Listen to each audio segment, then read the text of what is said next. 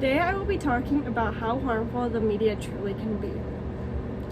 According to Review 42, a 2021 statistic shows, by 2021 more than 3 billion people are expected to be on social media alone. This statistic shows the increase of the estimated social media usage. The use of social media is affecting our lives greatly. There are many consequences to the use of social media. Social media is harmful due to the wrong perceptions it gives off. I think a perfect example of this is the quote of how the grass is always greener. It is so easy to look at a simple Facebook post and just assume that someone has it all figured out or their life is perfect.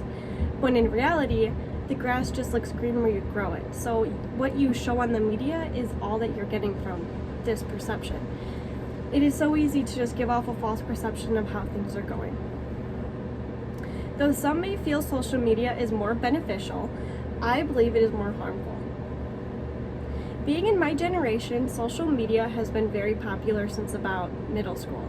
I grew up during that time on Snapchat, Instagram, and now I find myself, as I get older, using less and less of those.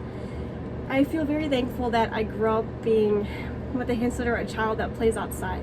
I love the fact that I was able to play in the dirt and just be outside with all of my friends until, I guess what they say, the street lights come on, But now there's so many kids in this generation watching TV and being on tablets that it's just overall very harmful to their development. When looking at the use of social media, there are 3 reasons as to why it does more harm than good for the adolescents. First, I will be explaining the differences between online versus in-person interactions. Then, about how it creates wrongful self-image. And finally, the long-term effects of social media.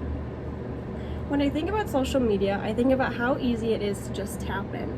Something so simple as a watch that has access to the media, similar to our phones, makes it so easy to just be right in the loop with the media.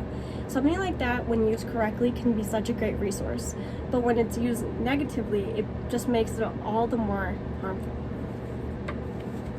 My first main reason is that social media becomes harmful when it replaces the way people communicate. According to Journal of Adolescent Health, 2009, in America, 68% of teenagers who are online use the internet for instant messaging as compared to a 32% of online adults.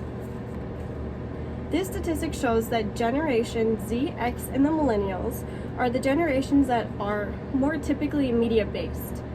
It goes to show for adolescents that they are more quick to replace that in-person interaction, while older adults tend to be more traditional in the way that they communicate. Next, I will be talking about the effects that social media has on our body image. My second main point is that the excessive use of media can create false self-image issues through the perceptions that are represented online. According to Science Direct, a 2005 study, women are significantly more body dissatisfied after viewing thin and beautiful media images versus average-sized or nobody pictures. This statistic shows that the use of media to create a false perception of women's bodies. Now, how many of us can say that we've never compared ourselves to anyone online? I feel like everyone has done it at some point.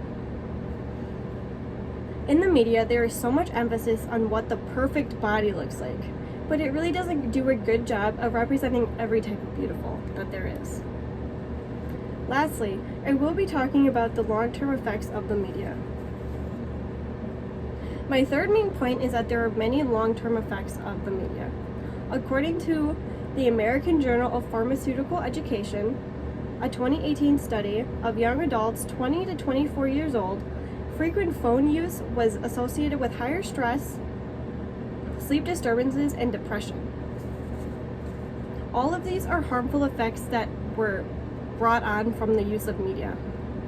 If our media usage was decreased, there would be less of a risk for these effects. The media is a harmful platform when you look at the effects of perception, body image, and mental health of these adolescents. In conclusion, social media has a harmful effect on adolescents based on these three strong reasons. First, being the false perceptions and communication styles. Second, based on the negative effects of self-image. And lastly, from the impacts of mental health. When media is used correctly, it can be a great platform and used for many different reasons. But in some cases, the media is more harmful than good. And with this awareness, I hope you do see all the negative ways that the media can be harmful in comparison and how that outweighs the good.